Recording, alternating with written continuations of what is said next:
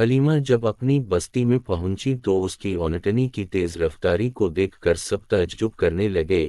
ایک عورت نے بالا خانے کے دریچے سے جھانکتے ہوئے کہا، یہ حلیمہ یہاں سے تو مریل اونٹنی پر سوار ہو کر گئی تھی، اس سے چلا ہی نہیں جاتا تھا۔ دبلی پتلی فاقوں کی ماری اونٹنی، ایک ایک ہڈی گن لو، اور کوئی پھونک مار دے تو بیچاری کا دم نکل جائے۔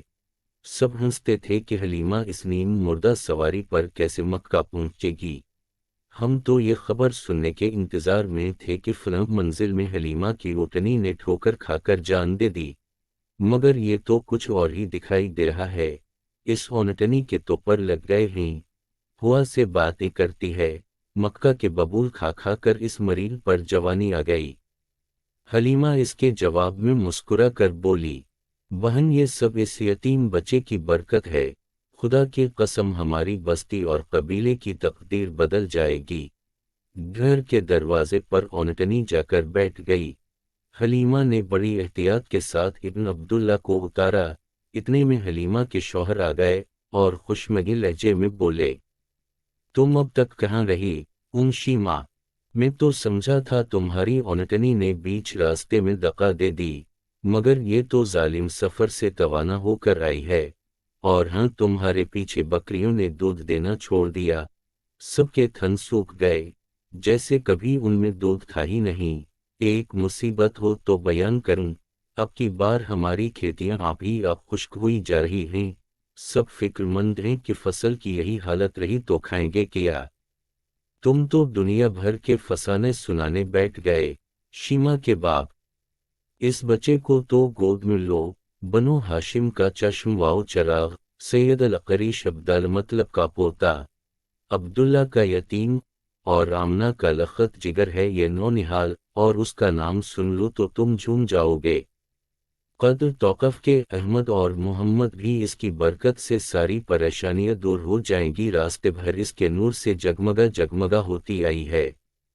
حلیمہ کے شوہر نے محمد کو پیار کیا اور ان کے جمال جہاں آرا کو دیکھ کر حیرت زدہ ہو گیا، دیر تک نظارہ کرتا رہا، پھر بولا، تم وہ کی ہوں گی شیمہ، تمہارے لیے کہیں سے دودھ لے آؤں، ہماری بکریاں تو۔ یہ کہتے ہوئے اس کی نگاہ بکری کے تھنوں پر پڑی، ارے یہ کیا؟ سوکھے ہوئے تھنوں میں دودھ آ گیا۔ حلیمہ کا شوہر دوڑا ہوا گیا اور برتن نیچے رکھ کر دودھ دوہنے لگا، پورا برتن دودھ سے بھر گیا۔ میں خواب تو نہیں دیکھ رہا ہوں شیمہ، یہ تو جادو کیسی باتیں ہو رہی ہیں؟ شوہر نے کہا، ابھی تو محمد کی برکتوں کا آغاز ہے، تم دیکھنا اور کیا ہوتا ہے، ساری پریشانیاں دور ہو جائیں گی، اور میں تو کہتی ہوں کہ اس بچے کے دیکھنے میں جو لطف ملتا ہے، سارے جہاں کی مسرت اس کے آگے ہے۔ میں اپنی قسمت پر ناز کروں یا تمہیں مبارکباد دوں؟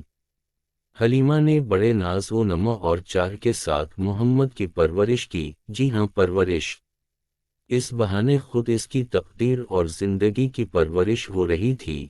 حلیمہ کی گود میں کونین کی دولت سمٹ کر آ گئی تھی۔ ماہ وانجم کی نگاہیں حلیمہ کے گھر کا طواف کر رہی تھی۔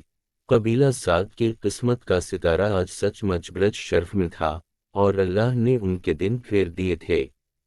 صبح کو بنو سعد کے کسان جو اپنے کھیتوں میں پہنچے تو کیا دیکھتے ہیں کہ سوکھے پودوں اور مرجھائی ہوئی ڈالیوں میں ایک جان سی پڑ گئی، خشک کھیتیاں لہلہانے لگیں، جیسے کسی نے ان پر آب حیات چھڑک دیا ہے۔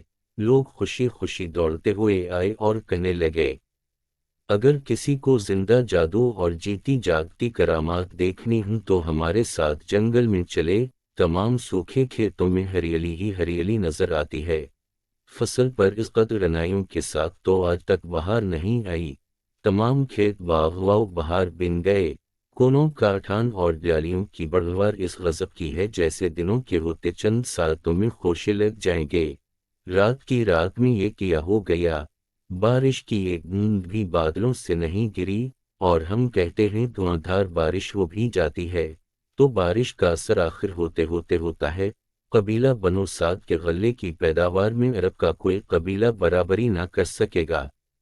لوگوں میں اس بات کے چرچے ہونے لگے ہیں، بڑے بوڑھے آدمی جنہوں نے زمانے کے بہت سے گرم اور سرد دنیا کے بڑے بڑے انقلابات دیکھے تھے، کہنے لگے ایسا تو کبھی دیکھنے میں نہیں آیا کہ رات کی رات میں سوکھے کھیت سرسبز ہو جائیں۔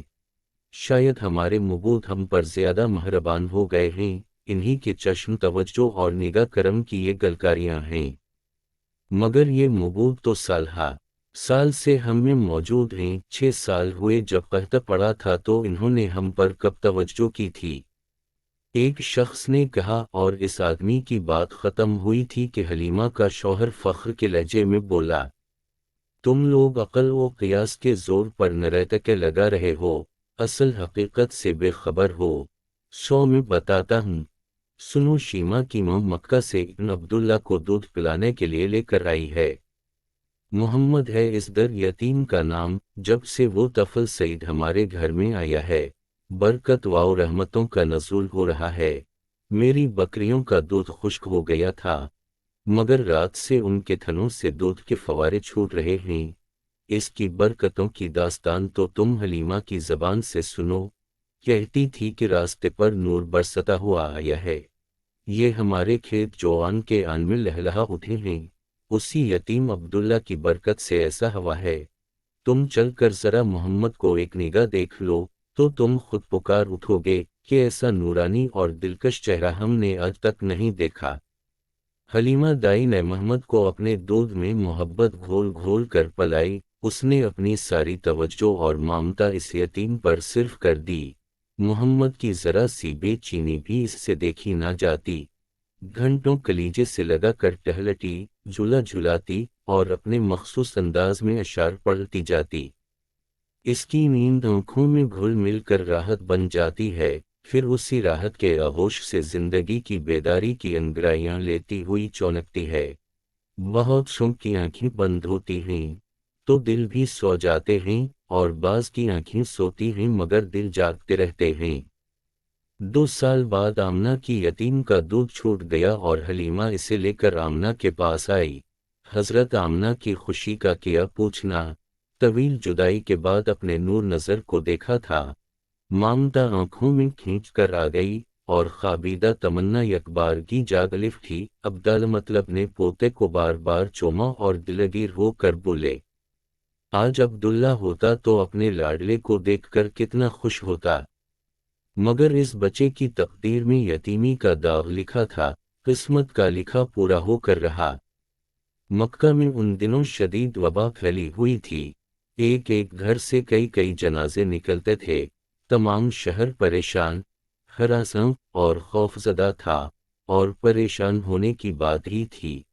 ہر شخص کو موت کی پرچھائیاں دکھائی دیتی تھیں، جیسے اب پیم اجل آیا اور اب آنکھیں بند ہوئیں۔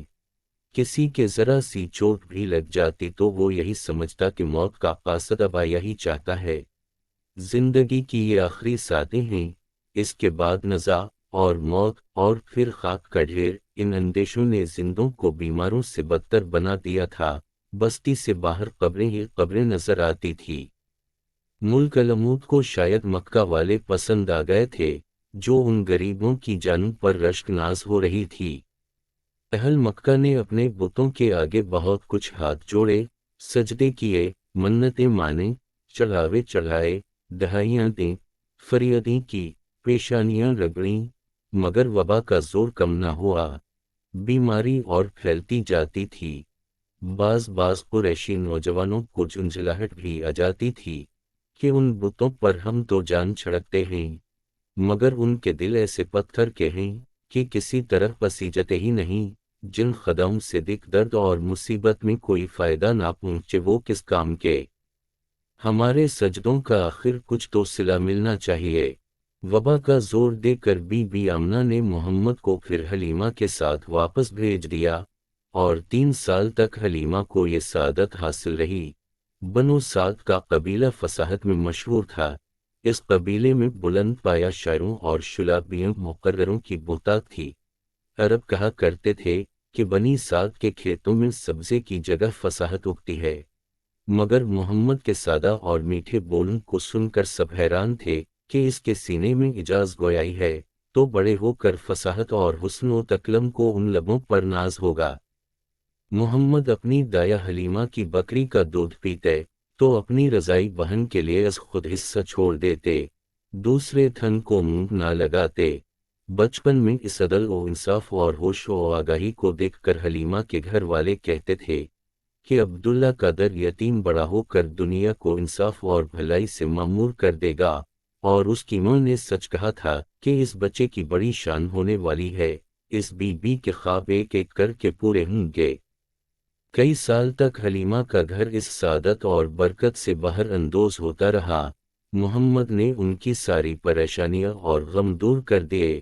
وہ دعائیں کرتے تھے کہ چمن ہاشمی کا یہ غنچہ یہیں پھول بنے، یہ سعادت اب ہم سے جدا نہ ہو، لیکن یہ ہو نہ سکتا تھا۔ قدرت سعادت کو عالم افروز اور جہانگیر بنانے والی تھی۔ یہ تجلیاں کسی ایک کاشانے کے لیے نہیں بلکہ تمام دنیا اور آفاق کے لیے تھی۔ اس روشنی سے مشرق و مغرب جگمگانے والے تھے، اور صحاب رحمت سبزہ زاروں سے لے کر چٹیل میدانوں تک پر برسنے والا تھا۔ محمد کی عمر 5 سال کی تھی جب حلیمہ انہیں آمنہ کے گھر واپس لائیں اور ماں کی امانت ان کو سونپ دی۔ غم اور خوشی کی جھلکیاں، آمنہ کو نور نظر سے ملنے کی خوشی تھی اور حلیمہ کو جدائی کا غم تھا۔ ایک کے لبوں پر مسکراہٹ ہے اور دوسری کی آنکھوں میں آنسو۔ یہ خوشی بھی مسوب تھی اور یہ غم بھی مبارک تھا کہ ان دونوں باتوں کا تعلق اس ایک ہی ذات اور ایک ہی وجود سے تھا۔ بی بی حلیمہ ارمان اور تمنا کے ہجوم محمد کے ارد گرد چھوڑ کر واپس ہوئیں۔ گھر آئی تو درواؤ بام کو بے رونق اور اجڑا ہوا سا پایا، جیسے اس گھر سے باہر رخصت ہو گئی ہو۔ جاری